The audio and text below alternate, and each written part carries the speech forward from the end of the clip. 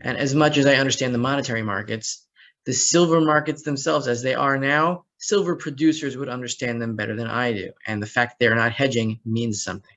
It means they do not believe on it, that the silver market can head much lower than it is now. And you know what? Neither do I.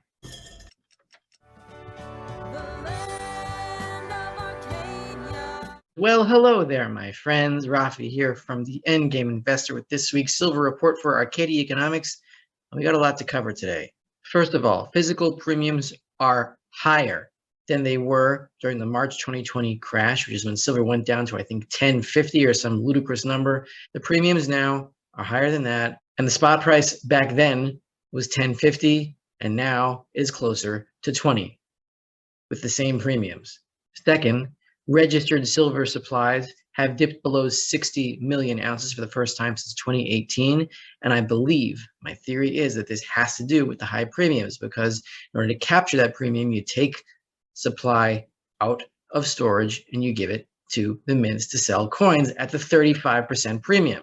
And who is responsible for elevated premiums? I believe it's the silver squeeze crowd. Third, we have the fewest short positions ever by the gold and silver producers. We have real, true deflation of the money supply, or better yet, called the credit supply.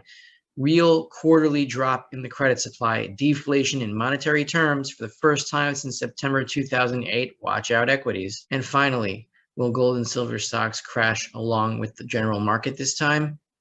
I'm thinking no, because the crash seems to already have happened, and this time is going to be a little bit different. On that topic, I'm going to share a comment made by a longtime Endgame investor subscriber with decades of trading experience, and we'll get to that at the end of the slide presentation. This silver report is brought to you once again by Fortuna Silver Miners, symbol FSM. Earnings will be announced on August 10th at market close. Fortuna's balance sheet and finances are equipped to deal with low gold and silver prices. The situation we are in now is much different than where we were during the 2012-2013 crash, when miners were not prepared for a fall in gold and silver as happened in those years. Now they are prepared, and Fortuna is prepared.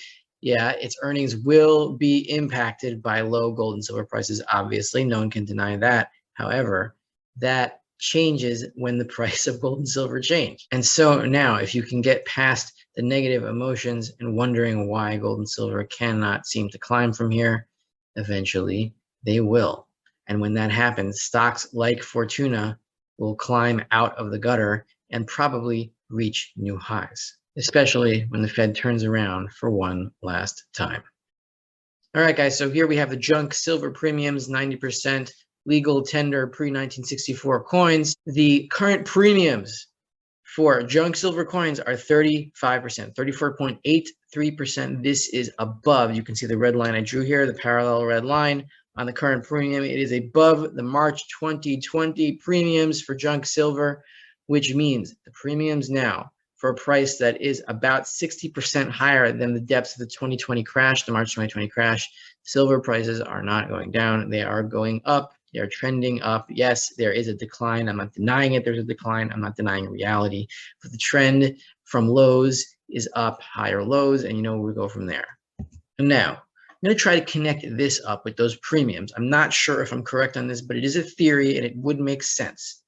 Registered supplies are now down at the Comex, meaning these are the stocks that are sold against futures. They are down to 57.77 million ounces. It keeps trending sharply down since silver squeeze here at 152 million ounces. We are down 62% in registered supplies since silver squeeze. That is an amazing accomplishment. We just need to keep going. Now, why would registered supplies continue to fall like this? There could be a lot of reasons, and I admit I don't know all of them. But one possible reason is that because the premiums are so high at 35%, it makes economic sense to take silver out of storage or to take it off of the futures market and sell that supply to the coin suppliers to make coins out of it and sell it and take that premium. If that is indeed what's happening, then as long as the premium stays elevated above 20, 25, 30, 35%, we should continue to see falls in this registered supply until we reach record lows and maybe beyond that. Record low is 20 million in 2016. Let's see how low we can get here. Next, Kranzler talked about the COTs a week or two ago on Arcadia Economics, and it continues to get ridiculous here. We have the fewest short positions ever by the producers. The producers, the silver producers, are, of course, the miners and the merchants and processors and all those kinds of people that depend on the silver price for their sales. And so they short futures in order to hedge their revenues. What we are seeing among the producers now is the lowest short position ever by producers in the history of the silver futures market from what I can see here. I can't go back before 2006, it looks like, which means the producers are not interested in hedging their revenues because the silver price is so low. Why would they do it?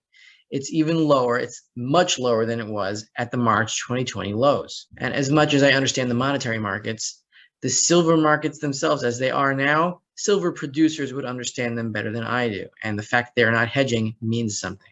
It means they do not believe on it, that the silver market can head much lower than it is now. And you know what?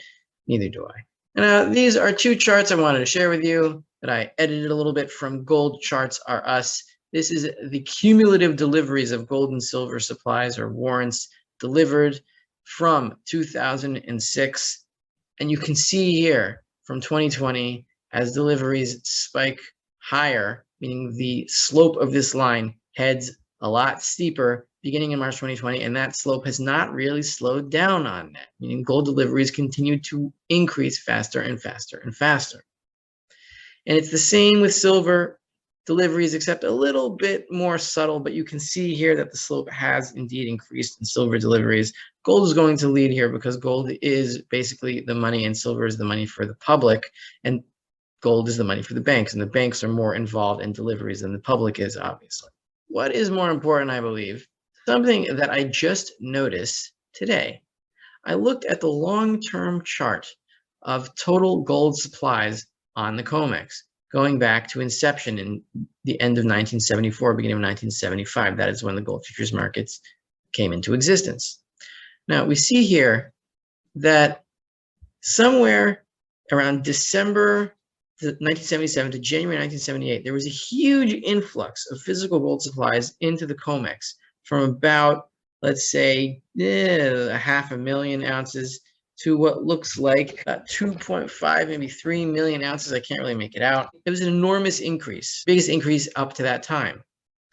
And we see here a very similar move in March 2020 when the total gold supplies in the Comex just tripled, or even quadrupled, you could say, from March 2020 to April 2020. And why was that? Because the price of gold on the Comex was much higher than the price of gold internationally, and so gold was flowing in. It was just a question of closing an arbitrage. That's what it was. But the question is, why was gold flowing in to the Comex here? And does it have anything to do with here? Now, I can't say for sure, but 1977, 1978, December 1977, January 1978 was the beginning of the gold parabola into 1980. And there were corrections between 1978 and 1980. It's not that there weren't. There were, and some of them were very scary. But still, the quintupling of gold took place in those 2 years, and that is a fact. And of course, silver hit $50 back in 1980. The next thing I wanted to cover is, I covered this, I think, in 2 or 3 silver reports ago. However, we are officially in monetary deflation, meaning a lower money supply, or more accurately, a credit supply.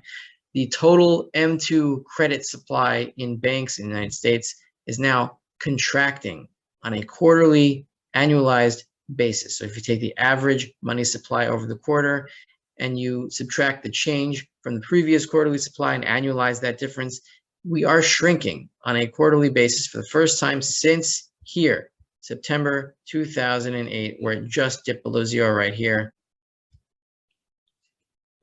And obviously, these dips below zero happened after the crash had already taken place. This time, stock prices are still extremely elevated despite falling from highs in 2021. And so if these numbers are correct, we should experience a crash in mainstream equities anytime between now and October. And finally, a comment from an old-time endgame investor subscriber that I wanted to share here. I said in one of my reports this week that, quote, "It is possible the mining stock crash has come early this time. preceding the general market crash rather than being coincident with it. History rhymes but never repeats exactly. Am I 100% sure about that? No, I'm not 100% sure about anything other than the end game is that the dollar will die. And so because mining stocks have done so poorly without a concurrent market crash, it might just be that the crash is now over. And even if general equities fall, it might not affect gold and silver stocks this time. So my subscriber here gave a reason. He says, anyone who has seen any charts of the 2008-2009 financial crisis knows that the mining stocks went down with all the rest. Obviously, he's right.